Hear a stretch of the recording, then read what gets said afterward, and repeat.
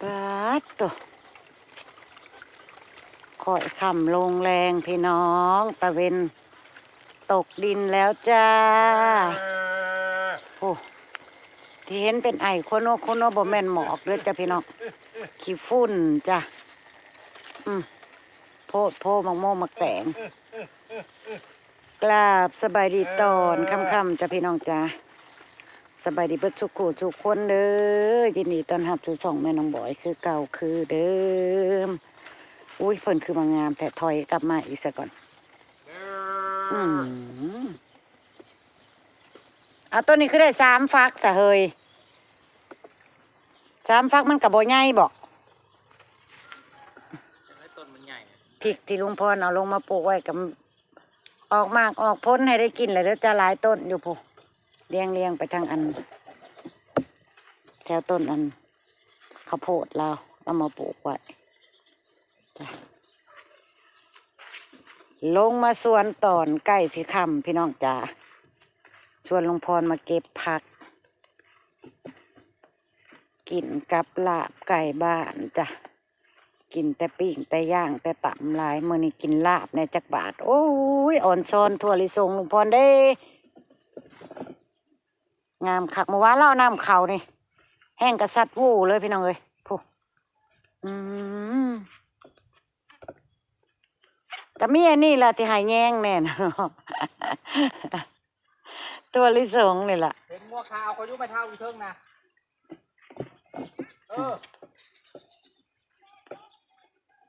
แม่นแล้วเสียงห้องอยู่นะยังอยู่ในหันนะติ๊กผู้บ่าวว่าเมื่อยแต่คล้องหาจูน่าคือบ่มาวะมื้อนี่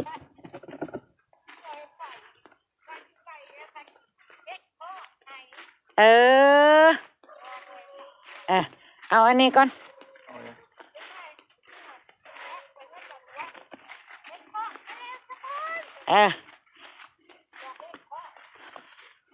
มันมาเบิ่งปลาเจี๊ยบมันเมื่อวานทอดกล้วยเอาตัวใดตัวใหญ่บ่ใหญ่แล้วก็กินบ่เบิดฮะมื้อนี้นะแพ็คซื้อเมื่อวานนี่ทอดแล้วเมื่อยแห้งแล้วกะบ่แพ็คเมื่อยมื้อนี้แหละแพ็คได้ตัวนี้บ่ตัวไหน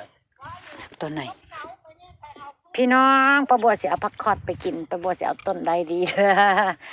จะเอาไปกินกับลาบไก่หรือจะเอาต้นในมันบอกเอาให้มันเท่าน้อยจากต้นเจ้ามียังกินแรงนี่ดิเอาต้นนี้คันมีแนวกินป่นกินลาบละมาเอาเด้อพักนี่บอกเด้อคันสิตาร์ทให้มันกะสิบ่สดคนหัวหนึ่งนะหัวหนึ่งได้ดิเอามาโชว์ถาวเอามาโชว์ป้าว่ามันมืดมันสะท้อนแสงมันอันนั้นได้มันสีค่ำเลยพี่น้องหัวเดียวป้าตัดออกแน่ตัดออกรถเอาขึ้นไปให้ป่าไปหอดป่าหอดไก่จังตัดเอาบ่มึงเนี่ยพี่น้องตัดแยกออกมาเลยให้ใหญ่แท้ใหญ่ว่าผู้ใหญ่กว่าหนาลุงพรอีกว้าพี่น้องงามแท้งามว่าใหญ่กระโบใหญ่ใหญ่ก็น่าผู้ไว้โอ้ยอ่อนซอนผู้ฟักคอดพี่น้องหวานกรอบแห้งจะเอาขึ้นไปกินกับลาบไก่จ้ะไปแต่ผักซีผักหอมมีแล้วจ้ะเอาผักซีลาวไปกินกับลาบไก่จ้ะโอ้ยปันไดมะเขือม่วงเขือแหลกออกดอกไล่แก่เลยแล้วนี่ออกดอกเลยดิโอ้ยฉันกระตัดขึ้นไปกินกับตำมะฮุ่งนะมือนี่ออกดอกแล้วเอาขึ้นไปลวกกินกับลาบตีเถอะลวกกี่เป็นบ่เป็นอะไรเฮ้ยตัดอะไรได้ตัดเอาต้นนึงต้นมันออกดอกนี่ตัดนี่บ่น้องพี่น้องมันแก่เลยเนาะตัดเงาลุ่มพอแหละวางนั่นแหละให้มันแตะดิตัดนี่แล้วมันจังไดได้นะสูงแตะเอาแล้วแต่จังได้ตัดเอาซะพี่น้องปอดเพิ่นแก่เลยเด้ของเบี้ยเพิ่นกะลั่งเนาะกว่าสิเอามาบ่งเฮ้ยคันแม่นว่าเบี้ยเพิ่นบ่ลั่งเฮามาบ่งเพิ่นก็สิใหญ่กว่านี้อยู่ดอกผู้จนบังลุงพรมิดเลยต้นเพิ่นใหญ่เห็นลุงพรบ่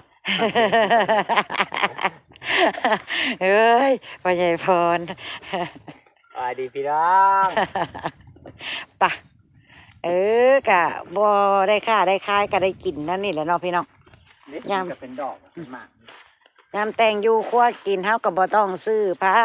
กเนาะแนวกินกับป่นกับแจ่ว ในเพิ่นมันได้ในแก่ยังตัดเอาไว้เนาะ นี่ผักชีลาวหาเลือกเอาต้นใหญ่ๆฮะ ผักอันนี้ บ่ ผักกาดหิน เจ้ากระตัดเอาที่ให้ประเจี๊ยบเรามากินผักกาดหินนะปลาบัวผัดบัวค่อยมากได้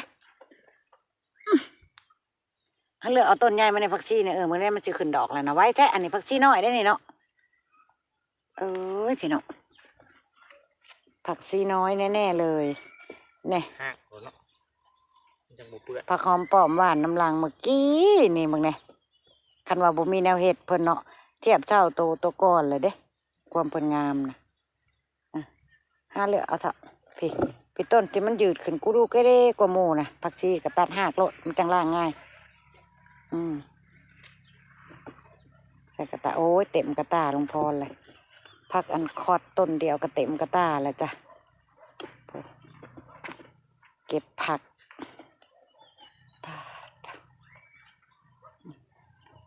เฮาตั้งแต่เยาว์วัยขี่หลังควายหล่อใต้หัวนา หลังควาย หลังควาย เออ หลังควายเนาะพี่เนาะโอ้ยใหญ่โพน เก็บผักหักหน่อไม้มา เอาไว้มีพี่น้องคนหนึงบอกว่าให้ลุงพรพ่นใส่กระหล่ำมันจังห่อไว อ๋อแล้วพี่น้อง เด้เราพ่นเลยเด้พี่น้องลุงพรเรายอดใช่เลยเด้ห่อเด้อกระหล่ำห่อเด้อเนาะ พอเนาะ โอ้ กินบ่หมด มึงแน่กระหล่ำแล้วนะพี่น้องมันงาม มะเขือเป็นแล้ว กำลังเป็นดอก พูดชุ่มน้อยนะมือทีบไปเลย ตัวปลูกน้ำล้างกระเทียบเท่าตัวปลูกก้อน น้ำนี่ต้องไปใช้ไว้อีก นั่นแหละเอาละซุ่ม มาก ซุ่ม นี่ ไว้ เจ้าบ่าววะ หมากอะไร มากระแปด บ่ลีโอเพิ่นลืมมาเอาทั่วลันเต่าไปกินบ่มื้อนี้นะ เสียมซัก ตัดเอาในดอกกระหล่ำนะไปลวกกินนะเด่นน่ะดอกตัวน้อยนะ ตัวไหน ตัวน้อยนะยับมาบ่นี่ยับไปนี่ มันแก่เลย นั่นนะตัวนั้นนะ ที่เป็นตะกินหมดตัวนี้ นั่นแหละ มันจะออกมา ได้กินได้อยู่ซ้ำ ได้ก็เอา นั่นแหละพอกินแนวละเล็กแนวละน้อยเนาะนี่ดอกกระหลำกินเองนี่แหละจ้ะไปลวกกิน แก่ กับป่น มันออกดอกโอ้มันเป็นดอกนะนี่เนาะ เอาไว้เอาทำพันธุ์เพิ่นเถื่อว่าเพิ่นเป็นพันธุ์ให้ยังเฮ็ดผักสลัดคือเป็นนั่นน่ะมันเป็นหยัง เป็นหยัง เอามันคืออันจะคือมันเปื่อยนี่ ใช่ ชุ่มนี่นะเหลืองๆนี่นะ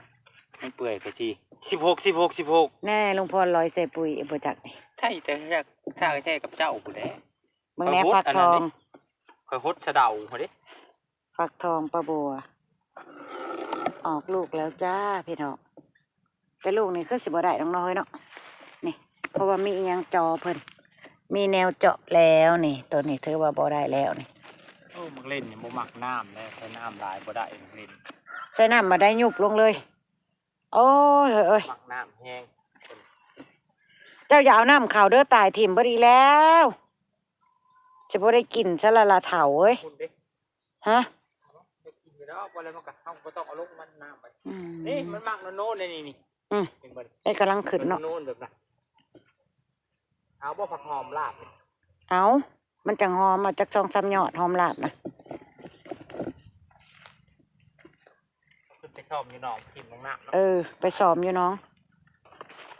โอ้ยแพงเลยเด้อบ่า หอมเริ่มแทงยอดแล้วบัดนี้หอมลาบพอดีงานเจซีตัดไปได้นี่งานผูกแขนเจซีน้องเลโอนี่ตัดไปได้แล้วนี่ เห็นซ้ำนี่บัดตัดได้บักลายเด้อพี่น้อง2 นานพอดี2 บอนปลูกพอนะ พอเนาะ พอนะ3-4 ยอดก็ยังบักลายแล้วไปพอแล้วเพิ่นกำลังเริ่มแทงยอดแทงเครือออกไป อยู่ใต้ดินพวกปะอ่อนซ้อนกระหล่ำเด้ หอมป้อม หอมนี่ก็สิจงไว้มันงานผูกแขนเจซีพี่น้องไปใส่ลาบ ไม่เห็นบ่ตัวสิออกดอกเลยมันขึ้น นั่นแหละจังหวะนั้นมันสิทันอยู่บ่มันจะบ่แก่ก็บ่เด้ จากมือทัน วันที่1พุ่นเด้อ วันที่1มื้อนี้ก็ที่อันนั้นน่ะพู ผู้ดีออกดอกผู้ดีเด็ดแค่นั้นนะตัวออกกระยามันเอาตัวบ่ออกก็พูดตัวน้อยผู้ดิหมู่ท่านตัวใหญ่ก็เอาตัวน้อยตัวใหญ่นี่ก็ว่าเห็นแนวมันจักมันหมักอยู่สูง มะเขือเทศหรือว่าบ้านประบัวเรียกมะเขียเคียกำลังออกดอกงามๆจ้ะ แล้วก็จะไปร้านอังง่วยเลย ป้าขึ้นแล้วพี่น้องค่ำแล้วขันมาแล้วมันก็อยากส้มอยากยั่งเลยเนาะมันสะอ่อนเนาะพี่น้องมันไงพวก ชุมนี้เบิ่งเห็ดมันเบิ่งบ่ทัน 2 เท่าเข้าสวนเก็บผักตอนแรงๆจ้าแล้วก็ไปแต่งโยครัวกินมื้อนี้สิลาบไก่บ้านจ้ะ เริ่มมาตัดอะไรมันสิเหี่ยวโพด ไปเริ่มมาตัดจังได้ขายก๋วยเตี๋ยวกับมื้อละ4-5 ถ้วยตัดขึ้นไปกำนึงกับบ่เบิด ยังกัดเลยนี่ ใส่ลายกับข้าเจ้ากับผู้บ่มักกับบ่มักผักบุ้งก็ได้ก็ใส่พอดีพองามเนาะก็มันได้ขายลายยังว่ามึงแน่ผู้พี่น้องออนซ่อนผักบุ้งเด้ผักบุ้งงามๆผัดบ่มีออเดอร์ตอนนั้นนะไปตลาดเลาะซื้อแต่ผักบุ้งบ่บัวผัดของเจ้าของมีแล้วผัดงามแท้งามมามึงแน่พี่น้องผู้ขาวๆอวบๆผักบุ้งจ้าไปกลับขึ้นไปเทิงเงินเทิงซันลาบไก่บ้าน พายทางนั้นมีแต่หญ้า ทุ่งนาอันเขียวกระจีของลุงพรจ้าว่าแม่นเปิดจิบงามว่าแม่นเปิดจิบขึ้น นะ โอ้ป่า คืนน่ะพะเลาะในแถวนี่ทำมาเยื่องนะทำชามนิ้วแล้วป่า พี่น้องป่าที่ปลาบัวเลี้ยงไว้เห็นบ่เห็นน้ำกระเพื่อมบ่เบิ่มบัม พูดพอยู่ล้อมกลางผู้หลายล้อมมุกหวานหัว น่ะเสียงเพิ่นได้ยินแต่เสียงแต่บ่เห็นโตเพิ่นดอกจ้าเพราะว่าป่าเขามันหนา เนาะปนินน่ะใหญ่แล้วชามนิ้วแล้วปนินน่ะ จ้าพ่อใหญ่พรไก่กระลาบไว้เรียบร้อยผักไว้เรียบร้อยมาเด้อนางมาเลยไว้เด้อคอยหิวข้าวเด้อจ้าเด้อเดี๋ยวคือพ้นใช่มานี่ลาบไก่ใส่มะกอกพี่น้องนี่ เก็บผักขึ้นมาเนี่ยลวกแล้วล่ะบ่ ลวกแล้วนี่ดอกกระหล่ำคะน้าปลาบัวลวกอะไรเด้อจ้ะนี่สิกินสดแต่โอ้ยอ่อนซ้อนผักคอดพี่น้องมาเลย เอาไปใส่มดคือละลาย บ่ละสิกินซ้ำนี่ กินแต่ยอด มันคือเคี้ยวสมะกอกนะ ฮะ มันคือเคี้ยวล่ะ เอาเนื้อมันเขียวมากอกตรงนี้เนี่ย บ่แหละนี่ดิน่ะมันเป็นบางหน่วยบ่ มันหักกระล่น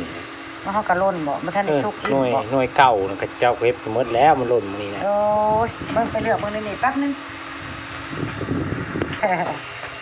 เอาเลยนะตัวนี้ก็ได้คือกันแหละเนื้อเขียวมันก็สุกดูเนาะพี่น้อง มะกอกปลาบัวก็มีเก็บแช่ฟรีซไว้อยู่พี่น้องแต่ตอนนี้เพิ่นมีสดไปกินสดซะก่อน พอแล้วไทยลายแล้วชุบ นี่มันหอมมะกอกคือแม่นบ่ สองหน่วยก็พอแล้ว แม่นบ่โอ้ ใกล้บ่หลายปานใด หอมขึ้นมาห้อยๆพี่น้อง ก็ใกล้แล้ว ก้อยไก่ใส่มะกอกลง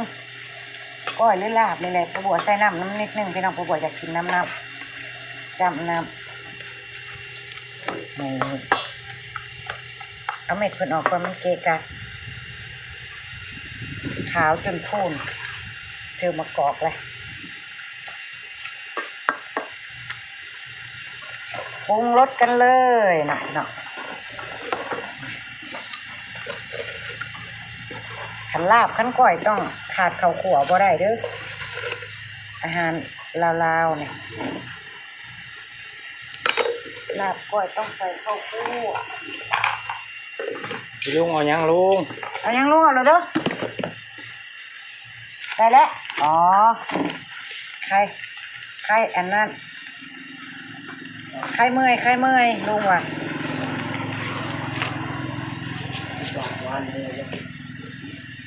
10 บาทครับ25เนาะ35 65จ้า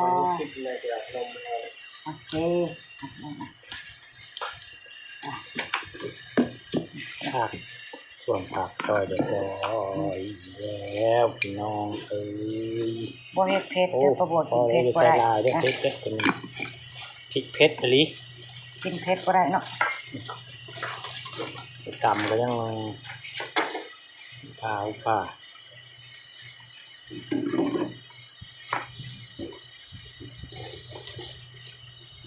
ล่างเรียบร้อยแล้วเด้อจ้าพี่น้องนี่โอ้ยงาม กำลั จะ ง พัก งาม เนี่ยผักหอมลาบเนี่ยหอมลาบลาวเด้อนี่พี่น้องแต่ว่าเพิ่นงามเพิ่นก็เลยจะเป็นแบบนี้หอมลาบลาวบ่แม่นอัน ที่ลุงพรกับป้าบัวซื้อมาตลาดพี่น้องซื้อเอาเป็นยอดนั่นนี่แหละลุงพรลงเป็นนิดไหวคนหวานคนกล้าอีก ได้กินเพาะเลย น้ำปลาอยู่ไหนเห็นข่อยใส่ชูรสยังใส่อะไรเนาะประมา ใช่ ณว่า แต่ก็แต่อันนั้นนะพอดีมันพอดีเนี่ยรสชาติมันถ้าเขาว่าไม่ต้องตื่นยังหลายนะซีหมูนูกับบลงโตลูก ลงโตเป๊ะๆเลยเนาะ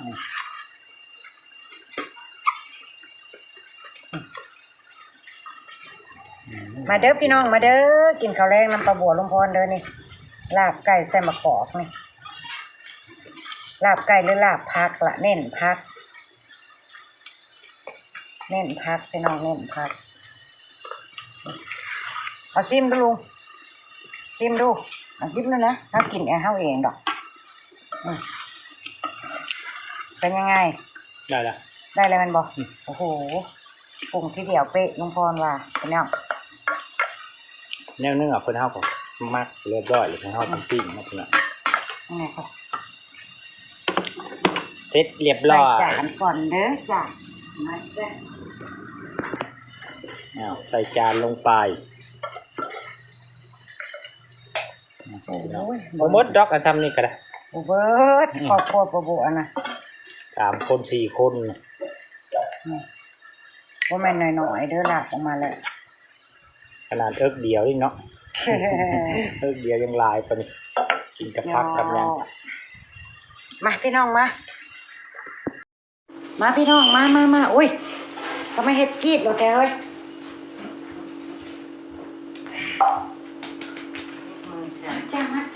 มาจ้ากินข้าวแล้งจ้าแซ่บๆน้ำกันจ้าสบายดีน้ำกันจ้าพี่น้องจ้าไป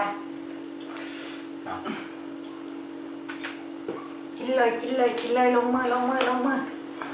เนาะเสร็จจะได้โอ้ย แพงทุ่มแล้ว สวัสดีค่ะโอ้ยน้ำปัฒนาแต่ละสุดพักก่อน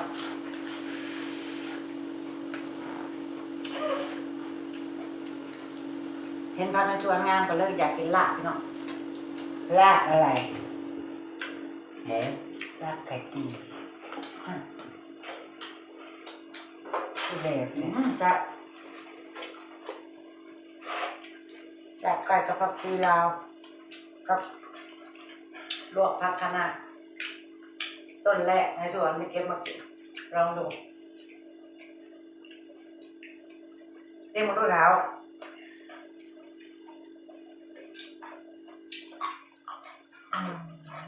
กินดองมั้ย ครับ เอากินแต่ ก็เป็นไงอ่ะ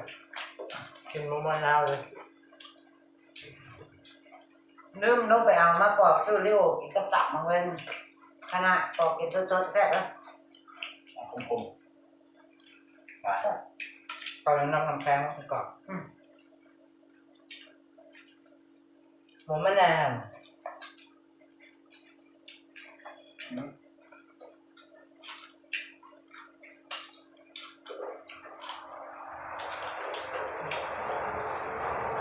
ที่ก็ได้แล้ว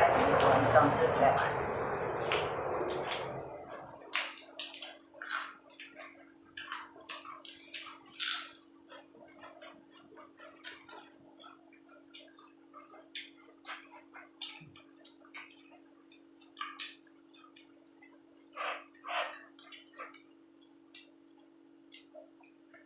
ขับมากับลมเย็นๆมาพี่น้องใครแน่ ข้าวมันอ้าวเรื่อย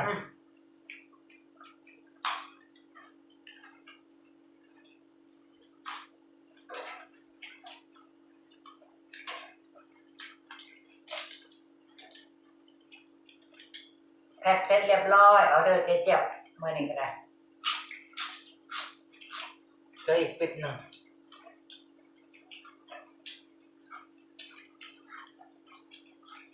นี่เสร็จประมาณ50 ถุงแล้วเนาะเจ้ากะแม็กเอา2 ถุงถ้าเป็นโบเขาเกี่ยวเลยเอาเสื้อผ้าห่อ2 ขัง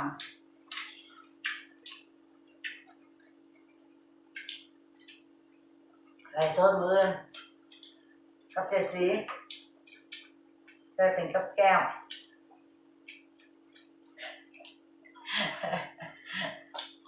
เอาไปโดดมันประกอบเดี๋ยวเอาพี่น้อง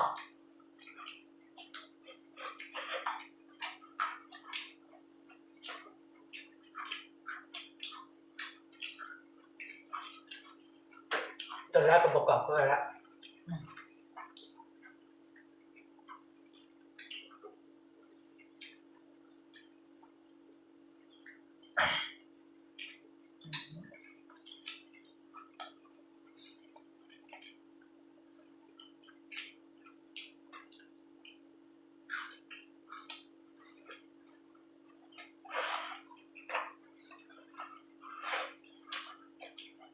เขาไม่อ้วนแต่เขาเย็น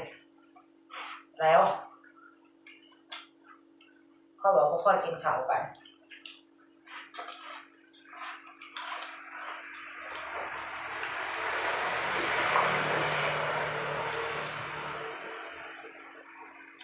นั่งไก่ได้หรอแม่ตอนนี้เนาะ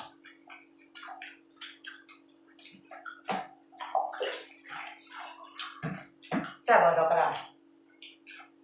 แค่ต้นหนักดอกกระดาษลวก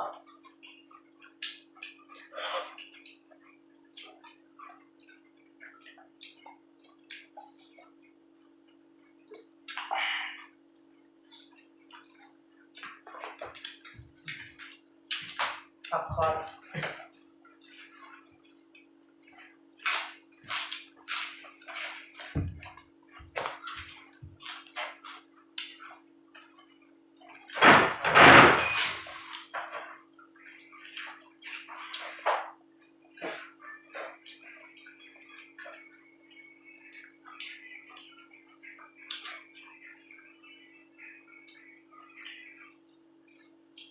มันจะว่าหยอกกันกับลุงพรลืมแล้วดิมันบอกว่าตอนเก็บผักตอนย่างมันไปขึ้นไปหรือว่าจะเอาแล้วดิโอเค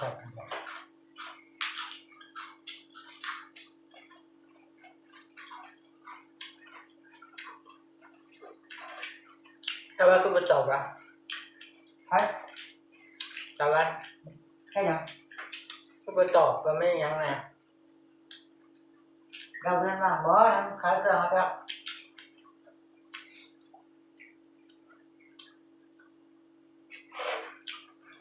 ขายปิ้งขายอย่างเอา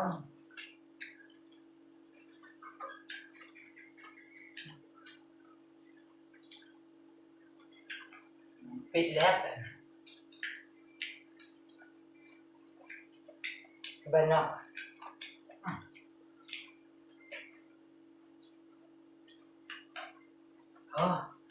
เราจะข้ามปุ๊บประมาณจะนั้นได้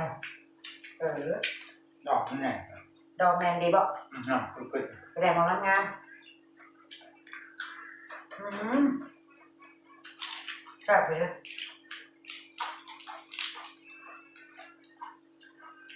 ครับอิ่มได้เลยอิ่มกันไปเลยไหมเนาะสำหรับพระจ่าแล้วจ้าพี่น้องพบกับประบวแล้วก็กล้วยในคลิปหน้าจ้าพี่น้องสำหรับคืนนี้น้องรับฟันดีกันเด้อพี่น้องไปแล้วจ้าสบายดีไปอีกเนาะ